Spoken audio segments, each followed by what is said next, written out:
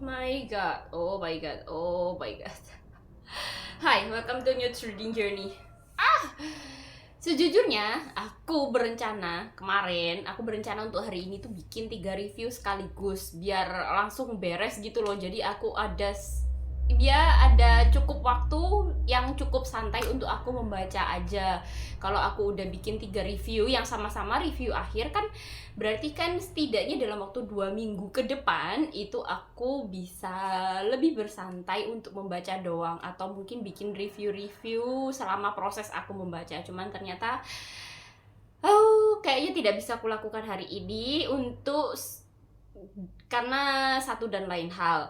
Jadi untuk kali ini aku mau bikin review pembukaan aja. Aku juga gak tahu ide aku mau bikin review pembukaan untuk apa. Karena sebenarnya untuk sekarang ini aku kemarin itu kan ke Perpus Bung Karno untuk ngembaliin dan minjem buku berikutnya. Yang buku berikutnya yang aku pinjam dari Perpus Bung Karno itu sekarang cuma 2, karena aku pikir aku mau bener-bener mau menyelesaikan apa yang aku udah mulai baca di Ipusnas untuk waktu yang cukup lama, yang judulnya adalah The Storied Life of AJ Fikry. Aku gak tahu gimana bacanya, tapi kayaknya gitu karena memang karakternya, tokoh utamanya adalah orang India yang namanya AJ Fikry. Itu menceritakan kisah tentang seorang AJ atau Fikry, ya tokoh utamanya itu yang dia itu punya sebuah toko buku. Dan kan kalian tahu kalau orang seperti kita, orang seperti aku yang suka membaca buku itu biasanya tertarik untuk membaca buku-buku yang menceritakan kisah tentang buku atau seseorang yang punya toko buku atau tentang perpustakaan. Makanya sebenarnya untuk AJ Fikry ini aku udah lama banget tertarik untuk membaca karena memang covernya menarik, kayak seperti sebuah perpustakaan atau toko buku. Terus habis itu premisnya yang di belakang itu menarik gitu loh menurutku, dan aku penasaran. Tapi entah kenapa sampai sekarang itu aku selalu gagal untuk menyelesaikan untuk membaca novel itu, karena memang kayaknya memang moodnya belum benar-benar kumpul. Meskipun aku sangat tertarik untuk membaca itu, tapi moodnya belum ada. Terus juga aku lebih berfokus untuk membaca novel-novel yang ada fisiknya. Jadi aku biasanya pada akhirnya aku lupakan gitu, aku gagalkan untuk selesaikan. Jadi untuk sekarang aku berusaha untuk menyelesaikan itu. Makanya di Perpus Bung Karno aku pada akhirnya cuma pinjem 2 buku aja, 2 novel. Aku tidak mau memaksakan diri untuk pinjam lebih dari itu karena aku yakin pasti kalau itu tidak akan selesai, apalagi kalau aku baca dari Ipusnas yang itu lebih dulu daripada bulu kucing daripada novel-novel yang aku pinjam dari Perpus Bung Karno. Apalagi yang dari Perpus Bung Karno ini salah satunya itu bukunya tebel banget kayak gini, yang judulnya adalah The Light We Cannot See. Ini menceritakan kisah tentang, settingnya itu di masa peperangan Perang Dunia Kedua kalau nggak salah, yang tokohnya itu diambil dari 2 POV, yang itu pertama dari seorang anak perempuan remaja yang namanya Mary Laure, yang dia itu dari Prancis. Terus dia harus melarikan diri. Ya, dia itu akhirnya dia melarikan diri untuk tinggal bersama dengan adik kakeknya, atau anggap aja kakeknya. Terus habis itu POV yang kedua itu dari seorang remaja laki-laki dari Jerman yang namanya Werner Fenning. Dan aku belum tahu ini ceritanya kisah tentang apa. Yang aku duga adalah kisahnya itu kayak pada akhirnya nanti dari 2 orang ini, meskipun salah satunya dari orang Jerman, terus satunya itu dari orang Perancis, dimana orang Perancis ini mereka itu kayak dijajah oleh orang Jerman atau dari si Om Kumis itu. Pada akhirnya kedua orang ini meskipun punya latar belakang yang berbeda, meskipun mereka dari negara yang berbeda yang saling melawan, pada akhirnya mereka akan menemukan saling membantu gitu loh dalam masa-masa sulit di masa perang. Kayaknya sih kayak gitu ya. Dan aku ketika aku pegang ini terus mulai baca blurbnya di belakang ini, aku jadi keinget sama salah satu novel yang sebenarnya udah aku selesai baca, udah aku proses juga reviewnya, cuman aku belum bikin review akhirnya, yang judulnya adalah Salt to the Sea. Karena di situ settingnya juga di masa peperangan. Kalau di sini kan di daerah Prancis sama Jerman. Kalau yang Salt to the Sea itu settingnya ada di Jerman, di mana orang-orang itu sedang mau menaiki sebuah kapal yang pada akhirnya kapalnya itu tenggelam. Dan aku jadi mengingatnya bukan karena ceritanya mirip, enggak. Mungkin mirip karena settingnya sama-sama di masa perang. Jadi aku mengingat itu, terus aku jadi pengen bikin review itu sesegera mungkin. Pokoknya kalau aku udah ada waktu, ada cukup mood untuk ngomong, aku mau bikin review Salt to the Sea sebelum aku bikin review-review lainnya. Kayak gitu. Terus habis itu yang kedua adalah novel yang judulnya adalah Tahun Penuh Gulma.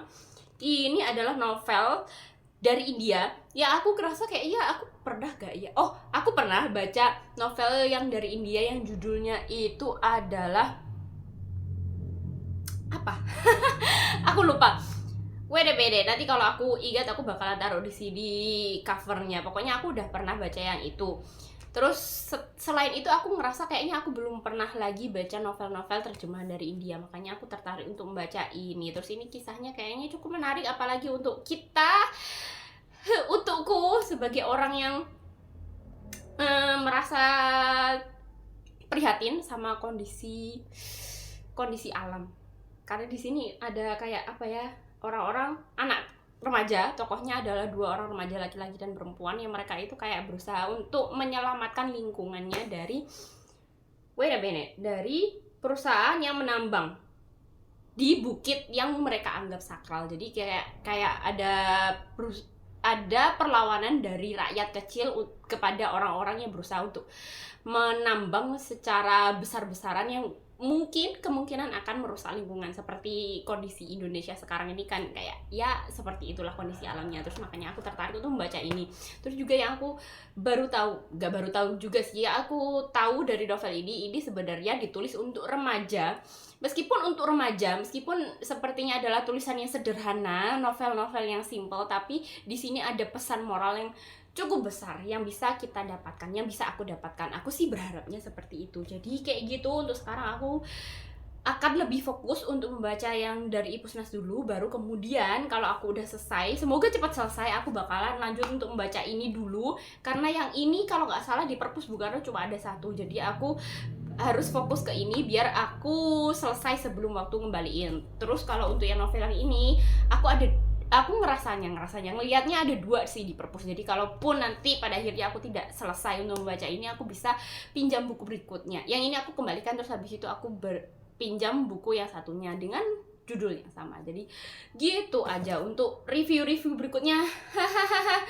Semoga besok atau besok lusa bisa segera aku kerjakan. Jadi dalam kepalaku ini pokoknya aku mau segera bikin review akhir untuk 4 novel. Yang pertama adalah Salt to the Sea, karena tadi waktu aku pegang novel ini, aku jadi inget sama novel itu yang aku belum bikin review akhirnya. Terus habis itu Still Alice, terus Wanita Rembulan, sama The Cat Who Saved Books. Yang ketiga novel ini baru selesai aku baca semingguan belakangan. Jadi gitu aja, aku mau lanjut aja. Pada akhirnya aku selesai baca novel Destroyed Life of A.J. Fikry. A.J. Fikry. Anggap aja tulisannya, bacanya seperti itu. Mungkin 1 jaman yang lalu, nggak sampai 2 jam yang lalu. Dan sekarang ini sebenarnya aku mulai baca novel berikutnya yang judulnya adalah All the Light We Cannot See. Ini aku lagi baca ini sekarang dan aku udah sampai ke halaman 33. Cuman aku kepikiran bahwa aku mau bikin update singkat aja sebelum aku bikin review akhirnya yang panjang. Aku mau bikin update singkat karena ini mumpung ada di kepalaku gitu loh, tentang novel yang judulnya The Destroyed Life of A.J. Fikry. Kalau kalian tahu novel ini, kalau kalian pernah baca atau pernah lihat di Ipusnas atau pernah lihat dimanapun, kan di covernya itu ada gambarnya toko buku gitu ya.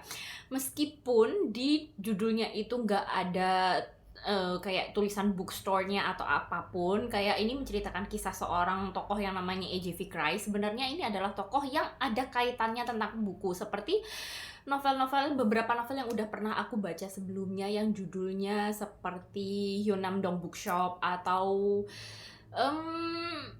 Little Paris Bookshop, seperti itu. Terus ada juga novela yang judulnya adalah Rumah Kertas. Itu adalah novel yang menceritakan tentang buku, dan ini juga adalah kisah tentang buku yang tokoh utamanya adalah A.J. Fikry. Meskipun emang ini menceritakan kisah tentang si tokoh utama, cuman ini banyak unsur-unsur buku yang ada di novel ini, karena memang tokoh utamanya adalah seorang seorang pemilik toko buku, yaitu si AJ Fikra ini, si pemilik toko buku yang namanya adalah Island Island Bookstore. Dan untuk novel ini, kalau aku bandingkan dengan beberapa novel sebelumnya yang pernah aku baca tentang toko buku atau tentang perpustakaan, ini adalah salah satu novel yang aku ngerasa aku suka sama jalan ceritanya, aku suka sama alurnya, terus juga unsur-unsur tentang perbukuan, perkarya sastraan, perpenulisan itu juga bagus gitu loh menurutku. Jadi kalau aku bandingkan itu, aku ngerasanya novel ini ada sedikit banyak kesamaan sama novel yang judulnya adalah Hyunam-dong Bookshop. Kalau di Hyunam-dong Bookshop itu sebenarnya nggak terlalu nge-mention buku-buku atau karya-karya sastra terkenal sih, enggak. Cuman kayak vibes-nya itu aku dapet gitu loh. Kalau di novel yang Hyunam-dong Bookshop itu kan awalnya si pemilik toko buku yang perempuan itu, aku juga udah lupa namanya, itu pada awalnya kan dia kayak kehilangan semangat untuk membuka toko bukunya dan hampir tutup. Terus lama-kelamaan dia itu ternyata menemukan suatu titik terang di mana dia pada akhirnya bersemangat lagi untuk tetap membuka toko bukunya, dan bahkan lama-kelamaan toko bukunya itu jadi lebih ramai karena toko bukunya itu tidak hanya menjual buku-buku tapi juga jadi tempat yang nyaman untuk orang-orang di sekitar. Bahkan ada kayak semacam komunitas gitu loh yang datang ke situ untuk menikmati suasana di toko buku itu, untuk membaca buku, untuk berdiskusi, untuk bercerita di toko buku. Dan toko bukunya itu jadi suatu tempat yang nyaman, yang hangat untuk banyak orang, entah mulai dari orang yang pada awalnya yang emang suka baca buku, yang sering beli buku, atau bahkan sampai orang-orang yang pada awalnya nggak terlalu suka baca buku dan pada akhirnya malah kayak ikut-ikutan tertarik untuk masuk ke dalam komunitas toko buku itu, yang membuat rasanya kayak hangat gitu loh. Toko bukunya bukan hanya cuma menjual buku, tapi juga jadi tempat yang nyaman untuk orang-orang. Kalau di novel The Storied Life of AJ Fikrai ini juga ceritanya mirip-mirip menurutku, karena di awal cerita diceritakan bahwa AJ Fikrai ini dia kehilangan semangatnya untuk tetap membuka toko bukunya karena dia kehilangan istrinya. Karena memang toko buku itu kan dibuka bersama gitu loh sama istrinya, yang keduanya itu sama-sama suka membaca dan suka menulis. Terus setelah kehilangan istrinya, AJ ini yang emang pada dasarnya dia adalah seseorang yang grumpy, dia itu seseorang yang nggak suka bersosialisasi, nggak suka berbaur, dia itu kayak kehilangan semangat hidupnya. Dan toko bukunya juga hampir tutup karena emang kayak dia itu kayak setelah kehilangan istrinya itu kayak ya udah kehilangan semangat hidupnya, kehilangan cahaya hidupnya. Terus pada suatu hari dia itu menemukan sebuah kado spesial, yang kado spesial itulah yang membuat kehidupan AJ Fikra ini jadi lebih hangat lagi, terbuka ke lebih banyak lingkungan, ke orang-orang yang ada di sekitarnya, yang membuat orang-orang di sekitarnya itu pada awalnya kayak heran gitu loh sama AJ yang pada awalnya dia itu adalah seseorang yang dingin, yang saklek, yang dia itu gak suka bersosialisasi. Dan setelah kedatangan si kado spesialnya ini, AJ ini mulai jadi seseorang yang hangat, yang lovable, yang membuat tokonya ini yang pada awalnya tidak terlalu laku karena itu ada di sebuah pulau yang kecil, lama-kelamaan toko bukunya itu jadi kayak menarik orang-orang untuk datang, dan jadi kayak ada komunitas baca juga di situ. Jadi kayak mirip-mirip sama yang ada di Hyunam-dong Bookshop, yang dimana toko bukunya itu yang pada awalnya udah hampir mati, pada akhirnya kayak hidup kembali dan bahkan jadi tempat yang hangat untuk banyak orang. Jadi aku kayak, oh ini rasanya mirip sih sama novel yang itu. Terus juga selain aku ngerasa cukup mirip sama Hyunam-dong Bookshop, novel ini juga aku ngerasa ada sedikit kesamaan sama novel yang baru selesai aku baca juga, nggak baru juga sih, beberapa minggu yang lalu, yang judulnya adalah Still Alice. Nggak terlalu banyak kesamaannya. Kalau di Still Alice kan Alice ini mengalami sebuah penyakit, yang penyakitnya ini kayak perlahan-lahan kayak merusak dirinya, mempengaruhi kehidupannya sebagai seorang profesor yang pada awalnya dia adalah orang yang cerdas. Terus karena penyakit Alzheimer-nya ini, si Alice ini pada akhirnya melupakan dirinya sendiri dan membuat orang-orang di sekitarnya itu jadi stres dan sedih karena kondisinya kondisi dari Alice. Kalau di novel ini sebenarnya part bagian ini nggak terlalu banyak, nggak seperti Still Alice yang emang dari awal sampai akhir kan menceritakan kisah Alice yang mengalami penyakit Alzheimer. Kalau di novel ini ada bagian, ini agak spoiler sih sebenarnya, ada bagian dimana tokohnya ini sakit, dan sakitnya itu mirip bagiku, bukan berarti benar-benar sama. Kalau yang Alice, Still Alice itu kan mengalami Alzheimer, di mana otaknya ini mengalami kerusakan yang membuat Alice ini melupakan banyak hal sampai melupakan dirinya sendiri. Nah, di novel yang ini ada tokohnya yang dia itu juga orang yang cerdas seperti Alice. Alice kan adalah seorang dosen psikolinguistik gitu ya, yang harusnya dia itu benar-benar bangga akan otaknya, bangga akan kemampuannya berkomunikasi gitu loh. Kalau di novel ini ada si tokohnya ini, sebut aja ya, si AJ Fikra ini, pada akhirnya dia itu juga mengalami sebuah penyakit tiba-tiba, yang ternyata penyakitnya itu juga mempengaruhi otaknya, dimana penyakitnya ini membuat otak dari AJ ini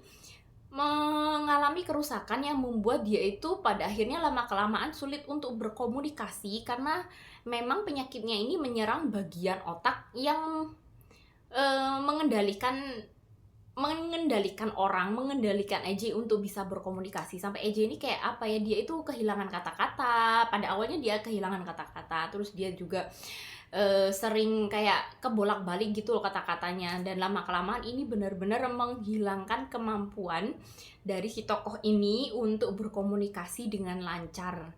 Dan ini juga bukan hanya mempengaruhi cara berkomunikasi, tapi juga berbahaya untuk kehidupan. Jadi aku ngerasa di novel yang satunya kan Alice ini kan dia adalah sesosok dosen yang cerdas, tapi pada akhirnya kecerdasannya itu runtuh karena Alzheimer. Nah, di sini AJ sebagai seorang pemilik toko buku yang dia itu suka banget sama sastra, suka banget untuk ngomongin buku sama orang-orang di sekitarnya, sama pelanggannya, sama sahabat-sahabat dekatnya, sama istrinya, sama anaknya.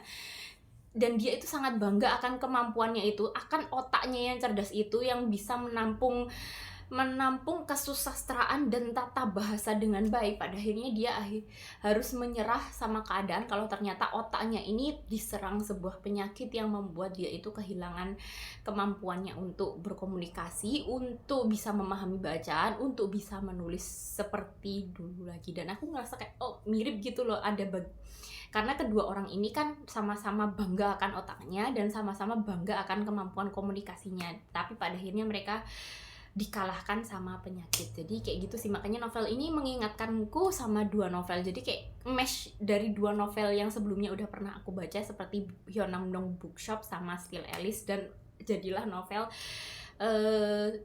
The Short Life of AJ Fikra. Dan ini aku ngerasa kenapa nggak dari dulu aku selesaikan novel ini gitu loh. Padahal kan aku udah tahu novel ini udah lama. Aku udah pengen baca, udah berkali-kali pinjem juga di Ipusnas.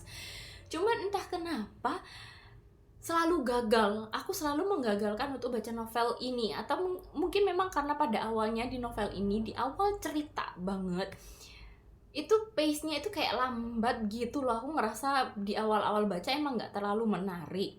Makanya pada akhirnya kan aku beralih ke novel-novel lain yang buku-buku fisik yang lebih menarik untuk aku baca. Makanya pada akhirnya kan aku batalkan berkali-kali. Tapi emang setelah aku benar-benar fokus untuk baca novel ini, benar-benar fokus untuk baca novel ini aja, karena emang kayak aku gemes gitu loh pengen menyelesaikan novel ini. Pada akhirnya aku baru sadar bahwa emang pada awalnya ceritanya nggak terlalu menarik, pace-nya agak lambat menurutku, tapi setelah membaca beberapa bab, ceritanya semakin menarik dan semakin membuat aku tuh kayak pengen tahu gitu loh, apa sih yang terjadi, ini kenapa sih, ini siapa sih, ini apa hubungannya antara orang yang ini sama orang yang ini, tuh bener-bener membuat aku bener-bener pengen banget tahu sampai aku membacanya sampai akhir. Jadi gitu sih. Terus aku jadi teringat sama suatu kutipan di novel ini juga.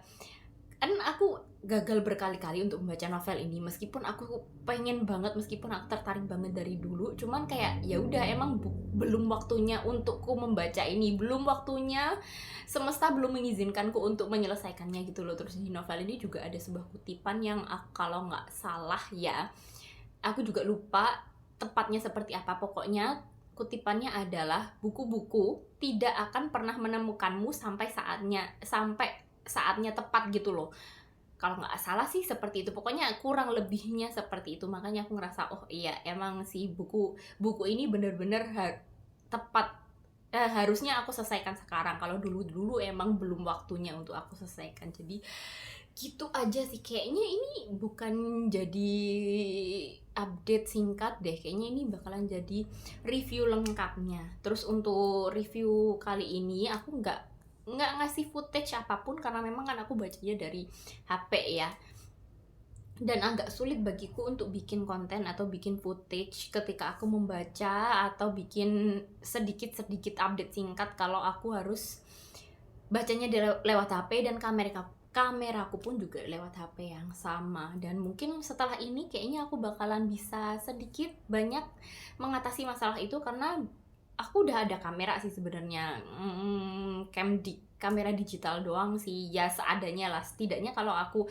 lagi baca sesuatu yang bukan buku fisik, yang dari HP, yang dari Ipusnas, setidaknya aku kalau udah ada kamera lain selain dari HP ini, aku bisa bikin footage, insya Allah sih seperti itu. Terus besok juga kayaknya kayak lightingnya itu udah, aku kan beli kamera, terus waktu aku coba ternyata di kamarku ini terlalu gelap, jadi aku butuh lighting yang cukup terang. Maka kemarin beberapa hari yang lalu itu aku udah beli lighting, jadi aku harap semoga lampunya segera datang dan bisa aku coba. Semoga itu cocok sih untuk kameraku. Jadi problemku ketika aku harus bikin konten review novel yang aku pinjam dari Ipusnas itu pada akhirnya bisa aku pecahkan. Kayaknya gitu aja sih. Ini bakalan jadi update lengkapnya, update terakhirnya aja karena ini udah cukup panjang. Jadi aku tutup sekian review novel The Storied Life of A.J. Fikry dariku. Semoga kalian ngerti apa yang aku ngomongin dan semoga kalian tertarik untuk baca novel ini karena ini gampang banget dipinjam di Ipusnas. Ini bukan novel antrian dan aku bener-bener rekomendasiin kalian untuk baca novel ini, terutama untuk kalian yang suka baca novel yang temanya tentang buku seperti novel ini, seperti novel The Short Life of A.J. Fikry. Jadi sekian review dariku, semoga kalian terhibur. See you next time. Goodbye.